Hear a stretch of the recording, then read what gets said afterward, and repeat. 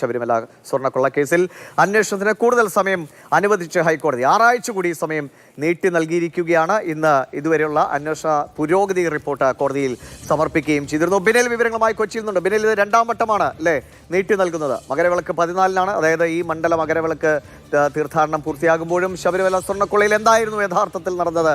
ഈ ഭഗവാന്റെ ഉരുപ്പിടികൾ എവിടെയാണ് ഇപ്പോഴുള്ളത് എന്നത് അവ്യക്തമായി തന്നെ തുടരും. കൂടുതൽ സമയം വേണമെന്ന് ആവശ്യപ്പെടുകയാണ്. എന്തായിരുന്നു അതിന് അന്വേഷണ സംഘം മുന്നോട്ട് വെച്ച കാരണങ്ങൾ? കോടതി അതിനെ എങ്ങനെ സ്വീകരിച്ചു? ദിവിഷ്, ആദ്യം 6 ആഴ്ചത്തെ സമയമാണ് കോടതി കൊടുത്തിരുന്നത്. പിന്നീട് ഒരു 6 ആഴ്ച കൂടി സമയം അനുവദിച്ചു. ഇപ്പോൾ മറ്റൊരു 6 ആഴ്ച കൂടി സമയം നീട്ടി നൽകുകയാണ് ചെയ്തിരിക്കുന്നത്. കാരണം ഈ കേസിന്റെ അന്വേഷണം പൂർത്തീകരിക്കുക എന്നത് തന്നെയാണ് ഏറ്റവും പ്രധാനപ്പെട്ട കാര്യം. അതിന്റെ ഒരു അവസാന ഘട്ടത്തിലേക്ക് ഈ അന്വേഷണം കടക്കുന്നു. അപ്പോൾ കൂടുതൽ അറസ്റ്റ് അടക്കമുള്ള നടപടികൾ പൂർത്തീകരിക്കാനുണ്ട്. അതോടൊപ്പം തന്നെ ഇതിന്റെ അന്തിമ റിപ്പോർട്ട്, അതായത് കുറ്റപത്രം തയ്യാറാക്കുന്നതിനും കൂടുതൽ സമയം ആവശ്യമാണ്. അതുകൊണ്ടാണ് 6 ആഴ്ചത്തെ സമയം കൂടി ഇപ്പോൾ ഹൈക്കോടതി ഈ കേസുമായി ബന്ധപ്പെട്ട് അനുവദിച്ചിരിക്കുന്നത്. ഇന്ന് ഈ SITയുടെ തലവനായ ADGP H വെങ്കടേഷ് നേരിട്ട് കോടതിയിൽ ഹാജരായി ഇതുവരെയുള്ള അന്വേഷണ പുരോഗതി കോടതി അറിയിച്ചു എന്നതാണ് ഏറ്റവും പ്രധാനപ്പെട്ട കാര്യം. ഒപ്പം അന്വേഷണ ഉദ്യോഗസ്ഥരായ SP S ശശിധരനും ഉണ്ടായിരുന്നു. SITയുടെ പ്രധാനപ്പെട്ട ഉദ്യോഗസ്ഥരെല്ലാം തന്നെ കോടതിയിൽ ഹാജരായിരുന്നു. ഏതാണ്ട് 3/4 മണിക്കൂറോളം ഈ കേസ് തന്നെയാണ് ഹൈക്കോടതി അടച്ചിട്ട കോടതി മുറിക്കുള്ളിൽ പരിഗണിച്ചത്. അതിനുശേഷമാണ് കോടതി ഒരു ഹ്രസ്വമായ ഒരു ഉത്തരവ് കൂടി പുറത്തിറക്കിയിട്ടുണ്ട്. ആ ഉത്തരവ് ഹൈക്കോടതി അല്പസമയത്തിനകം വെബ്സൈറ്റിൽ അപ്ലോഡ് ചെയ്യും. അപ്പോഴായിരിക്കും അതിന്റെ കൂടുതൽ വിശദാംശങ്ങൾ അറിയാൻ കഴിയും. എന്തായാലും സമയം നീട്ടി ചോദിച്ചത് SIT തന്നെയാണ്. ആ സമയം ഇപ്പോൾ ഹൈക്കോടതി അനുവദിക്കുകയും ചെയ്തിരിക്കുന്നു. ഇനി ഏത് ദിശയിലേക്കാണ് ഇതിന്റെ അന്വേഷണം മുന്നോട്ട് പോകാനുള്ളത്, ആരൊക്കെയായിരിക്കും ഇനി ഈ കേസിൽ അറസ്റ്റിലാകാൻ പോകുന്നത് എന്നതാണ് ഏറ്റവും പ്രധാനപ്പെട്ട കാര്യം. നേരത്തെ 2019 ദേവസ്വം ബോർഡ് അംഗങ്ങളിൽ ശങ്കരദാസ് ഒഴികെ മറ്റെല്ലാവരും ഇപ്പോൾ അറസ്റ്റിലായിട്ടുണ്ട്. ശങ്കരദാസിന്റെ മുൻകൂർ ജാമ്യ ഹർജി കൊല്ലം കോടതിയുടെ പരിഗണനയിലേക്കും വന്നിട്ടുണ്ട്. ശങ്കരദാസിന്റെ കാര്യത്തിൽ ആരോഗ്യപരമായ ചില കാരണങ്ങളാണ് SIT ഇപ്പോൾ ചൂണ്ടിക്കാണിക്കുന്നത്. എന്തായാലും ശങ്കരദാസിനെ കേസിൽ പ്രതി ചേർത്തിട്ടുണ്ട്. അതോടൊപ്പം തന്നെ അറസ്റ്റ് അടക്കമുള്ള നടപടികൾ ഒഴിവാക്കാനുള്ള സാധ്യതകൾ കുറവാണ് എന്നതാണ് നമുക്ക് മനസ്സിലാക്കാൻ കഴിയുന്നത്. അതോടൊപ്പം തന്നെ ഏറ്റവും പ്രധാനപ്പെട്ട ഒരു കാര്യം എന്നത് ഈ മണ്ഡല മകരവിളക്ക് തീർത്ഥാടന കാലത്തിന് ശേഷമായിരിക്കും ഇതിലെ അന്തിമ റിപ്പോർട്ട് കോടതിയുടെ മുന്നിലേക്ക് അന്വേഷണ പുരോഗതി റിപ്പോർട്ട് സമർപ്പിക്കുമ്പോൾ ഏത് ഘട്ടം വരെ എത്തി എന്ന അങ്ങനെ എന്തെങ്കിലും ഒരു വിവരം കോടതിക്ക് മുമ്പാകെ നൽകുന്നുണ്ട്? ഇപ്പം നമുക്കറിയാം, ഒരുപാട് ആളുകൾ അറസ്റ്റിലായിട്ടുണ്ട്, ഒട്ടേറെ ചോദ്യം ചെയ്യലുകൾ നടന്നു, കേരളത്തിനകത്തും പുറത്തുമൊക്കെ ആയിട്ട് പരിശോധനകളൊക്കെ നടന്നു. പക്ഷേ സാധാരണക്കാർ ഇത് കണ്ടിരിക്കുമ്പോൾ ഇത് എവിടെയാണ് ഈ സംഭവങ്ങൾ, ആരായിരുന്നു യഥാർത്ഥത്തിൽ, അല്ലെങ്കിൽ ഇത് കൃത്യമായി ലീഡ് ചെയ്തിരുന്നത്, ആർക്കൊക്കെ കൃത്യമായി പങ്കുണ്ട് എന്ന ഇങ്ങനെ ചോദ്യങ്ങൾ ഇപ്പോഴും എയറിൽ നിൽക്കുകയാണ്. അപ്പോൾ അന്വേഷണം ഒരു 80% പിന്നിട്ടു, അല്ലെങ്കിൽ അതിൻ്റെ ഒരു അവസാന ഘട്ടത്തിലേക്ക് പോകുന്നു എന്നൊരു സൂചന റിപ്പോർട്ടിലുണ്ടോ? അങ്ങനെ എന്തെങ്കിലും വിവരങ്ങൾ ലഭിക്കുന്നുണ്ടോ? ദിവിഷ, ഈ കേസിന്റെ അന്വേഷണം അതിന്റെ അവസാന ഘട്ടത്തിലേക്ക് കടന്നിരിക്കുന്നു എന്നതാണ് നമ്മൾ മനസ്സിലാക്കുന്നത്. പക്ഷേ ഈ അന്വേഷണവുമായി ബന്ധപ്പെട്ട അതീവ രഹസ്യമാക്കി കാര്യങ്ങൾ മുന്നോട്ട് കൊണ്ടുപോകുക എന്നതാണ് കോടതി ഉദ്ദേശിക്കുന്നത്.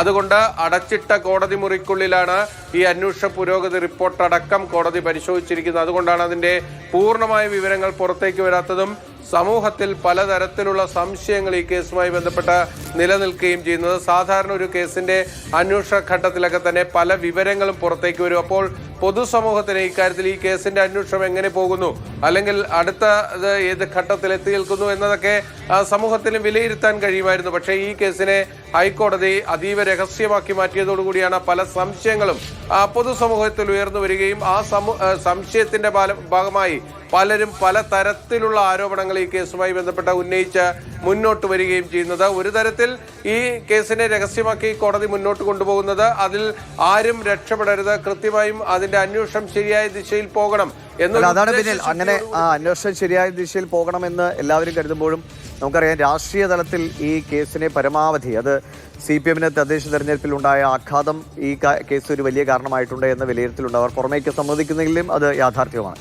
പക്ഷെ അതിൻ്റെ ഒരു ബുദ്ധിമുട്ട്, അല്ലെങ്കിൽ അതിൻ്റെ പ്രയാസം മറ്റുള്ളവരിലേക്ക് കൂടി ചായാൻ വേണ്ടി അങ്ങോട്ടും ഇങ്ങോട്ടും സോണിയാഗാന്ധിയിലേക്ക് വരെ എത്തി നിൽക്കുന്ന ആരോപണങ്ങൾ, BJP അത് കോൺഗ്രസിനെയും CPM-നെയും പ്രതികൂട്ടിലാക്കാൻ വേണ്ടിയുള്ള ആരോപണങ്ങൾ നടത്തുന്നു. അങ്ങനെ 3 മുന്നണികളും അവരുടേതായ രാഷ്ട്രീയ നേട്ടത്തിന് വേണ്ടിയുള്ള ഒരു ഉപാധിയായി തീർച്ചയായും ഈ സ്വർണ്ണക്കൊള്ള കേസിനെ കാണുന്നുണ്ട് എന്നത് യാഥാർത്ഥ്യമാണ്, എല്ലാവർക്കും അറിയാം. അപ്പോൾ അത് ഏതെങ്കിലും വിധത്തിൽ ഈ അന്വേഷണത്തിന്റെ ഒരു വേഗത്തെ, അത് ഇടയ്ക്ക് കോടതി പറഞ്ഞാണ് അന്വേഷണം ഒരു സ്റ്റാഗ്നന്റ് ആയി നിൽക്കുന്നു എന്ന് കോടതി തന്നെ പറഞ്ഞാണ്. ഇപ്പോഴത്തെ ഈ ഒരു രാഷ്ട്രീയ പ്രത്യേകിച്ചും തെരഞ്ഞെടുപ്പ് വരാനിരിക്കുന്ന സാഹചര്യത്തിൽ അന്വേഷണം ഈ കരുതുന്നത് പോലെ സുതാര്യമായി അല്ലെങ്കിൽ അത്ര വേഗത്തിൽ മുന്നോട്ട് പോകുമെന്നൊരു പ്രതീക്ഷ കോടതി വെച്ച് പുലർത്തുന്നുണ്ടോ?